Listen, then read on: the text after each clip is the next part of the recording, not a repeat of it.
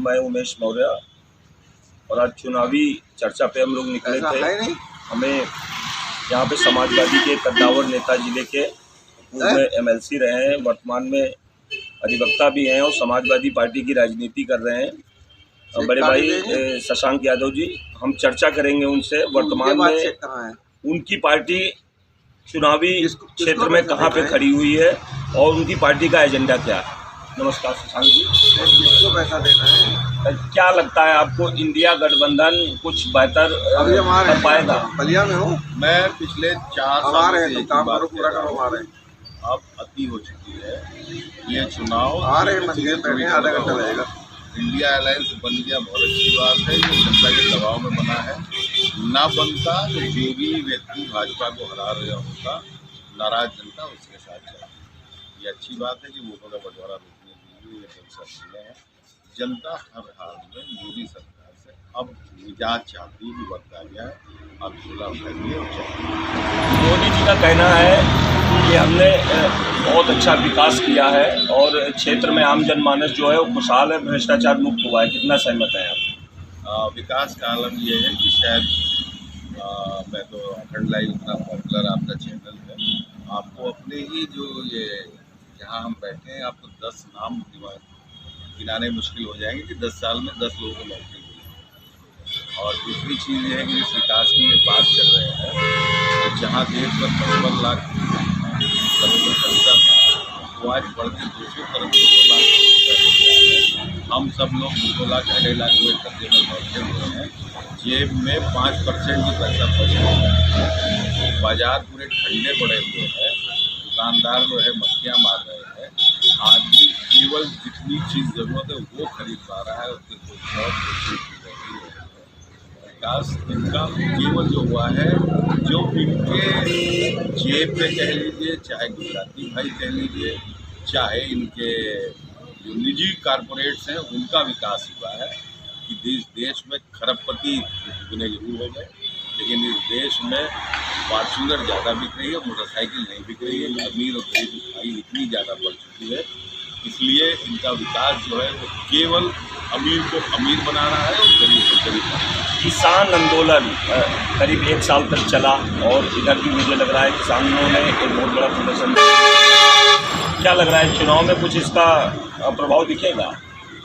किसान इस देश में लगभग 42 करोड़ खाते हैं और इस देश का 490 सीटों में 490 सीटें ऐसी हैं जहाँ पर खेती किसानी की नीतियाँ इम्पोर्टेंट है और 80 से 90% इन 490 कॉन्स्टिट्यूंसीज में जनता की पर निर्भर है। और हमने इसी वजह से चूँकि किसान लगातार जो है 10 साल के अंदर किसानों के 1 लाख से ऊपर जो मौतें हो रही हैं, किसान आंदोलन में जो 700 से ज़्यादा किसानों ने 22,000 से ज़्यादा नौजवान आत्महत्या कर चुके हैं। और ये सारी चीज़ें मिलकर साबित कर रही हैं कि किसान नौजवान सब यहाँ पर आज की तारीख में मोदी जी के उसमें, और ये सारे के सारे लोग मिलकर हमने इसीलिए किसानों को प्रमुखता देते हुए अपना घोषणा पत्र जारी किया है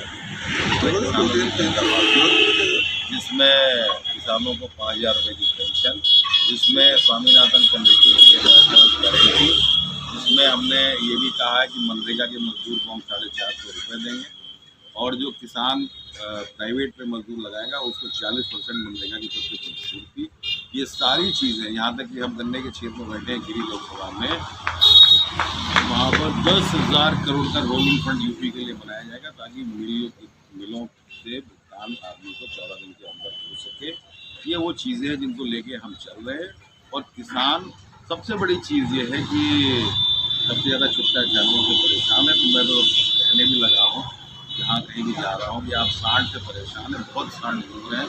अब बेहतर होगा कि सांडों की मालिक को आप बता दो, तब आपको ये छुट्टा जानवरों से मौत मिलेगी। अब सांड भगाते भगाते आपको पूरा ना सांडों के मालिक को हटाने का। लखीमपुर जनपद जो है वो गन्ना के लिए सुप्रसिद्ध माना जाता है। यहाँ बड़े स्तर पर गन्ने की खेती होती है। गन्ने के पेमेंट को लेकर योगी जी का एक बार आगमन हुआ था, उन्होंने 14 दिन में पेमेंट दिलाने की बात कही थी। उनकी सरकारी फैक्ट्रियां तो कहीं तक पेमेंट दे रही हैं, लेकिन बजाज हिंदुस्तान लिमिटेड की जो फैक्ट्रियां हैं वो आज भी पूरा गन्ना तुल गया, उन किसानों का पेमेंट नहीं आया। क्या चुनावी मुद्दा इस पर कुछ प्रभावित करेगा? मैंने आपसे अभी अर्ज किया था कि 10,000 करोड़ रुपए का रोलिंग फंड बनाने का हम लोग का चुनावी घोषणा पत्र में एक बाकायदा उसमें मुद्दा है। और गन्ने की जहाँ तक बात है तो याद दिलाना चाहता हूँ जितनी भी जनता आपके चैनल को सुन रही है, हम 2000 से 2017 तक रहे। 220 गन्ने का रेट था, हमने पहुँचाया 325 का। 5 साल में हमने 105 रुपये रेट बढ़ाया, इनके कार्यकाल में 320 से हमने छोड़ा और ये 370 लेके आए। 55 आए हैं 10 सालों में, यानी कि 7 रुपये क्विंटल का औसत आया है। वो भी तब जब प्रेशर 400 रुपये में लेने लगे, तब फैक्ट्रियों ने मजबूरी में ये रेट बढ़ाया है, वरना इनका बढ़ाने का कहीं मंशा नहीं था। और आपको और हमने कब दिया है, जब 2200 रुपये क्विंटल चीनी थी तब हमने जो है ये रेट इतना बढ़ाया था। आज 4200 रुपये के ऊपर चीनी जा रही है, लेकिन इनका जो पूरी की पूरी एक मंशा है पूंजीपतियों से जो चंदा लेकर और रेट ना बढ़ाए जाए, उनको फ़ायदा पहुँचाने की। पैरेलल में प्रेशर वाले ना होते तो रेट ये भी नहीं बढ़ता।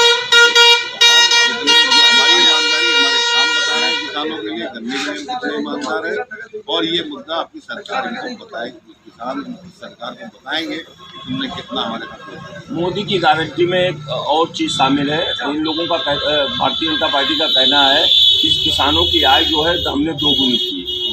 क्षेत्र में आप लोग भ्रमण कर रहे हैं, किसानों की क्या वर्तमान कंडीशन है, जानना चाहूँगा थोड़ा सा।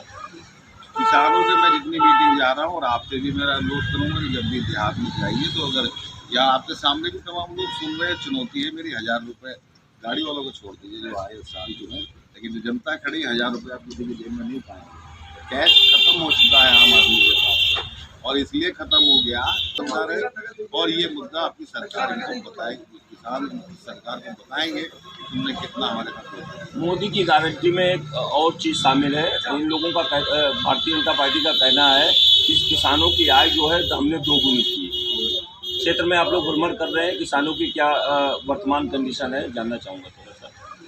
किसानों से मैं जितनी मीटिंग जा रहा हूँ और आपसे भी मेरा अनुरोध करूँगा कि जब भी देहात में जाइए तो अगर या आपके सामने भी तमाम लोग सुन रहे हैं, चुनौती है मेरी, 1000 रुपये गाड़ी वालों को छोड़ दीजिए जो आए साल जो है, लेकिन जो जनता खड़ी 1000 रुपये आप किसी की जेब में नहीं पाएंगे। कैश खत्म हो चुका है आम आदमी के पास, और इसलिए ख़त्म हो गया कि कोई भी सरकार चाहती है कि आदमी जितना ज़्यादा लाचार रहेगा उतना ही ज़्यादा हाथ फैला के 5 किलो राशन की लाइन में लगा रहेगा। वो कभी भी नहीं चाहेगी सरकार कि आदमी स्वाभिमान के साथ आंखों में आंखें डाल के बात कर पाए, क्योंकि सवाल करने वाला आदमी तानाशाहों को पसंद नहीं होता है। मोदी जी अब आज की तारीख में प्रधानमंत्री से एक तानाशाह के रूप में आगे बढ़ रहे हैं, और इसलिए वो जनता की जेब में पैसे जानबूझकर नहीं डाल रहे हैं, क्योंकि वो 5 किलो राशन के लिए लाइन में लगा रहेगा। ये चीज़ें अब जनता के सामने धीरे धीरे खुल रही हैं। ओबीसी आरक्षण एक बहुत बड़ा मुद्दा है आज भारत के अंदर। आरक्षण का भारतीय जनता पार्टी का कहना है कि 400 पार होते हैं। कई विधायकों का बयान, कई सांसदों का बयान आया कि अगर हम 400 पार होते हैं तो संविधान में परिवर्तन करेंगे, आरक्षण खत्म करेंगे। जानना चाहूँगा। अभी तक तो वो दूधी पी जा रहे थे, पट्टा होने नहीं दे रहे थे। सब सरकारी नौकरी उन्होंने कोई छोड़ी नहीं, रेल बेचा, तेल बेचा, पेट्रोल बेचा, इन्होंने हवाई अड्डे बेचे, रेल के स्टेशन बेच दिए, टेलीफोन बेच दिया, ये आपका BSNL बेच दिया। जहाँ से सरकारी नौकरियाँ निकलती हैं, जब नौकरी ही नहीं होगी तो काहे का आरक्षण। पहले तो आरक्षण इसने खत्म किया, लेकिन इससे भी पेट नहीं भर रहा है उनको। बाबा साहब ने संविधान में सबसे बड़ा खतरा इस बात का है कि जो एक आम इंसान को भी अपने हक को और मेरे और उसके वोट में कोई अंतर नहीं होता है, इससे उनको बहुत डर है। अब तो भाजपा के लोग लगातार ये कहेंगे जब 10 साल से मोदी जी हो रहे थे, चुनाव की जरूरत है कहाँ, और सोसाइटी में करके दिखा दिया उन्होंने कि लोग ढूंढते रहे कि कहाँ पर्चा मिलना है। कल को दरोगा जी भेजा करेंगे कि कौन प्रधान है, और कमिश्नरी में तय हो जाएगा कि कौन विधायक है, और दिल्ली से सूची आ जाएगी कौन जो है MP है। ये वक्त आ गया है, अपने लोग अधिकार जाने और हिम्मत करें। लोगों में दहशत के जरिए उन्होंने खामोशी कर रखी है, लेकिन जनता अंदर खाने का गुस्सा है, और गुस्सा 13 तारीख को आपको पूरी में नजर आएगा। धन्यवाद। हमारे साथ शशांक यादव जी जुड़े हुए थे।